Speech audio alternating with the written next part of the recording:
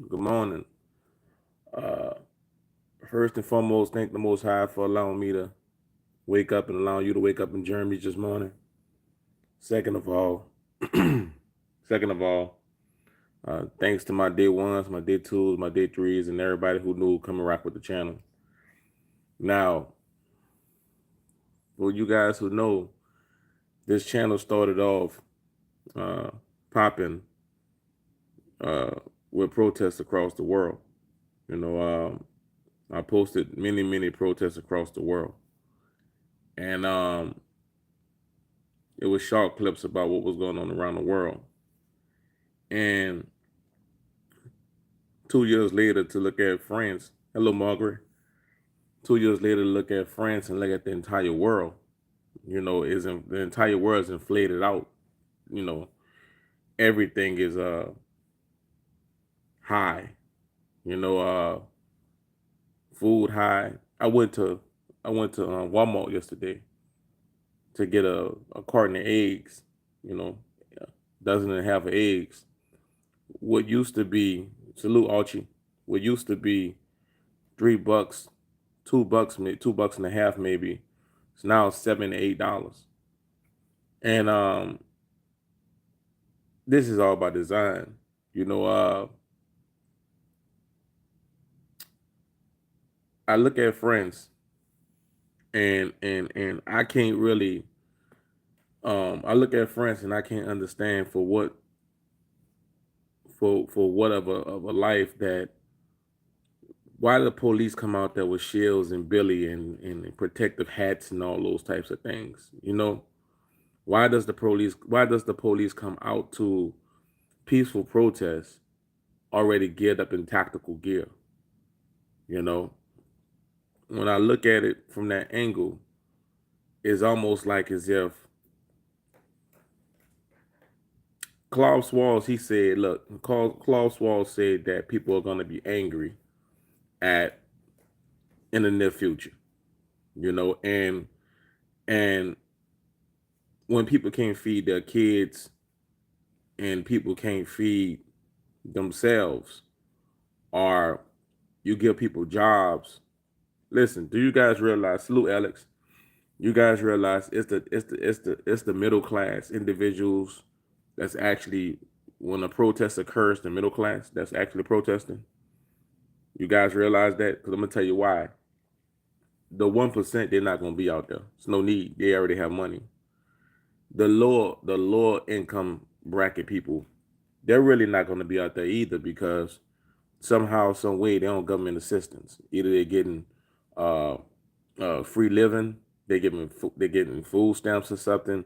They're getting something from the government which require them not to have mental anguishment, stressing over survival. It's the middle class. It's those individuals who work every day, who who don't have much. They're barely making it. And when you inflate the prices of things like that, you create a snowball effect, which you have individuals actually suffering, right? Because you're barely making ends meet. You don't qualify for no government assistance or anything, and things are increasing, but your paycheck is not increasing. You know, and many flooding over here in Australia. Yeah, yeah. I'm gonna stick to the subject, though, Archie. I'm gonna talk about I, I I talk about those in previous lives about 2025 is the year where they predicted that we won't have no food and no water.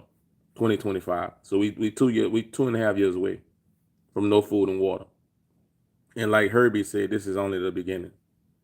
It's actually the beginning, because it's predicted that we're not going to have too much of food on the planet, no water on the planet by 2025. It's predicted. I'm not gonna say it's the end of the world or it's the apocalypse, but we're not going to have the food that we have now. And as you can see, I don't understand why they don't allow individuals who have homes to grow, to grow. I don't understand why they don't have individual. If you know there's going to be a food shortage, you should be sending memos out to every homeowner telling them to actually grow grow food, grow vegetables, grow food if you know it's gonna be a shortage. So that's why I say that it's manufactured, because in real emergency situations, they should tell people to actually grow food. If you foresee it coming, then everybody got some dirt and some grass in their backyards, and everybody can plant seeds in their yards, or either in the bucket, or something like that. They can actually produce food, you know, whether that be potatoes, tomatoes.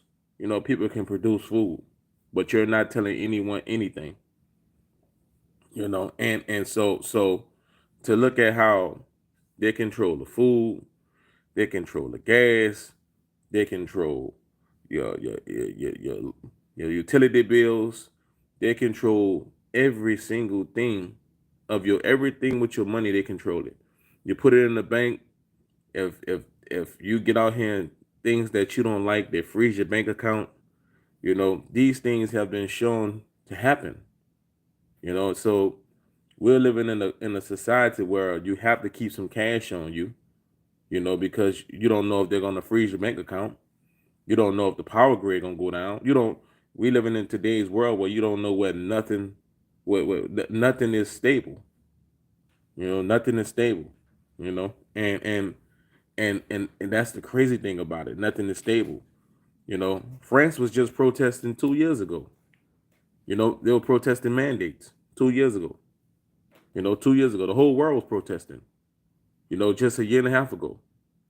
And you open up the world back, and now it's inflated. Everything is inflated. How can everything go from 0 to 100 that quick? Oh, well, 0 to 120, 130 that quick. Everything was zero. Everything was, I mean, and in America, guys, the feds, they literally want to they literally want to take from the economy. They literally want to take, they say the only way to get inflation under control is to take from the economy. Like, meaning that they need interest rates to go up. At a time like this, they need interest rates to go up. They need unemployment to go up. So they are actually doing things to actually make things trigger to get worse. Nobody, it don't take a rocket science. If you want to stop inflation, why don't you put a cap on what these companies charging people? Why don't you tell the companies that you can't charge XYZ or above XYZ? Why don't you put a cap on that? But that's too right, because the same owners of the companies are funding the politicians. So they're not going to do that. And some of the politicians are invested in those countries. They're not going to do that. So when I look at France, I look at a country with stability that's one of the main countries right now currently that's setting the people back many, many years, financially. You see, it almost seems as though Donald Trump, when he was in office, his job was to make the economy boom, make the economy do this and make the economy do that. And the economies worldwide were booming, and people retirements and pensions were growing. And then it almost seems like as though once things are booming, it almost seems as though they want to take you back because they say inflation. I don't get it, because once everything goes up, the company never bring it down. The companies never bring the prices of goods down. The prices of goods always stay high. They never come down. If bread back in the 60s was 10 cent or 15 cent, why is bread $2, $3, $4 now? If things come back now, if gas in 1990s was 80 cent, 70 cent, why is it $4, $5 now? If it comes back down, these things does not come back down. It don't come back down. So it's like your wages come down because the corporates got to make their money. So once they give you an increase for inflation, they're gonna come back and take that back, because why? They're gonna do layoffs and they're gonna rehire for cheaper labor. So the cycle of corporations, it constantly rinses itself. It washes and rinses itself.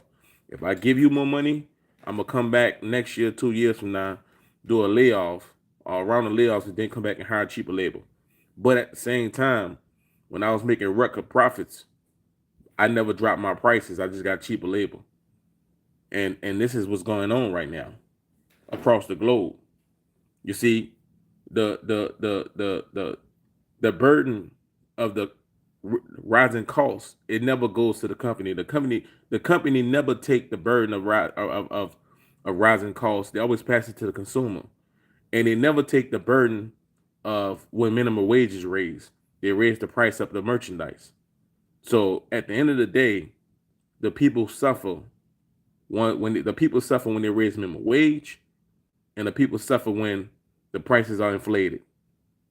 Because when they raise minimum wage, they're gonna put $1 or $2 on their prices to pay the employees. And then when you take back, then once it's inflated, they're gonna pass that cost on to the customers also. So the only way B 421BB, I was just about to say that. The only way for to stop inflated prices is to do this. Don't support the company. You know, don't support the company. That's the only way to stop it. But at the same time, the workers gonna suffer because guess what? When you don't support the company, they're gonna lay the employees off. You see, that's the catch-22. That's why I always say it's a manufactured game. Because if you don't support the company, then they're gonna find that's the reason for them to clip the employees. You see, that's the way for them to clip the employees. But that's the game. The game is those at up top, they didn't figure out a way to manipulate the system dramatically, mentally, and from the physical aspect of financially gain. If you boycott, Chris, you are absolutely right. You have to boycott to the point where you bring the company to their knees, to the point where those up top ain't making no money. You know, but it's gonna be pain because they're gonna lay their employees off, and that's the only way to survive and stop and prevent inflation. You know, that's the only way. You know, go back to your local neighborhoods. You know, you know, communities have to help one another to prevent what's going on. You know, you're right, Archie. Communities have to help one another.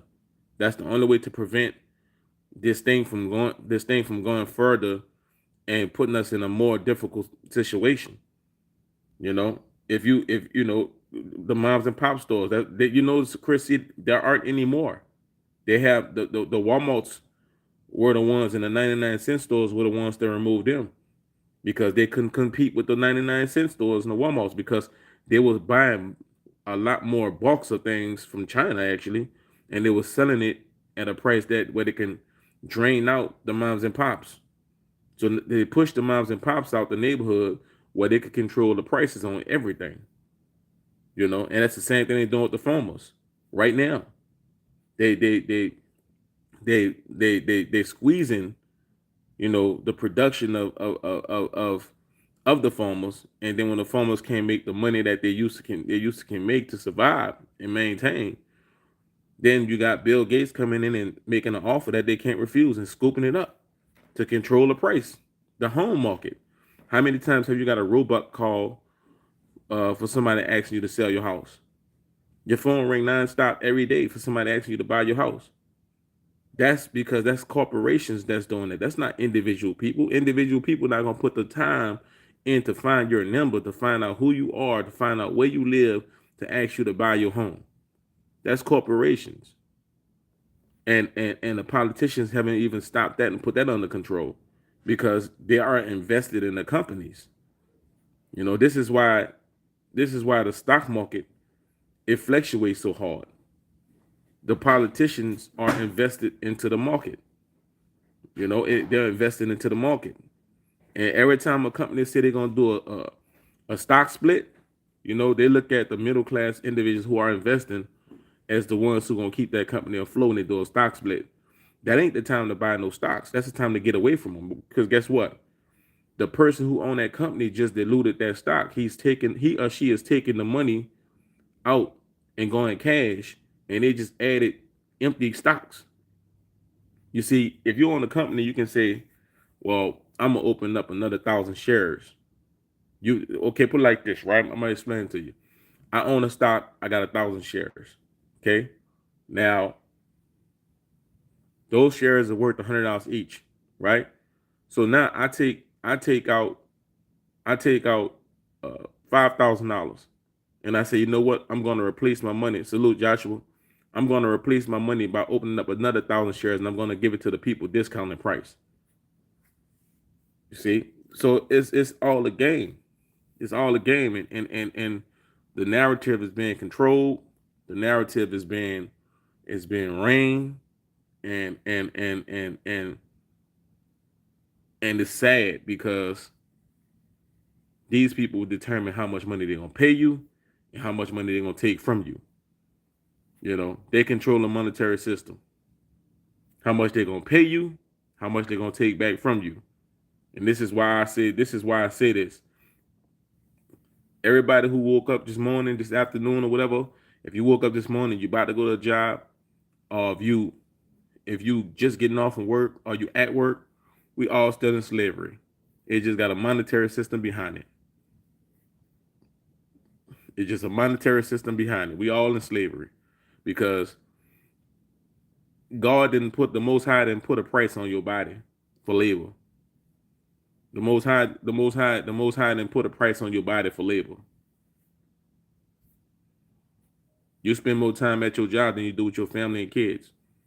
You spend 8 hours or 9 hours at your job, and you only spend 4 or 5 hours with your family because when you get off, you may watch a little TV, making something to eat, and then you taking the shower when you're going to bed. But at that job, you got 8, 9 hours a day. It take you 30, 40 minutes to get to work. Then it take you 8 hours while you're at work. Then it take you 30, 40 minutes to get home. So the average person is away from their home 10 hours a day. It's only 24 hours in the day. By the time you get off, you take a shower. Then you might help your kids with homework or a kid activity or something like that. Then you home, take a shower, you're in the bed. So your whole life is based around the system, the game. While those individuals who created the game are literally every day waking up, doing what they want to do.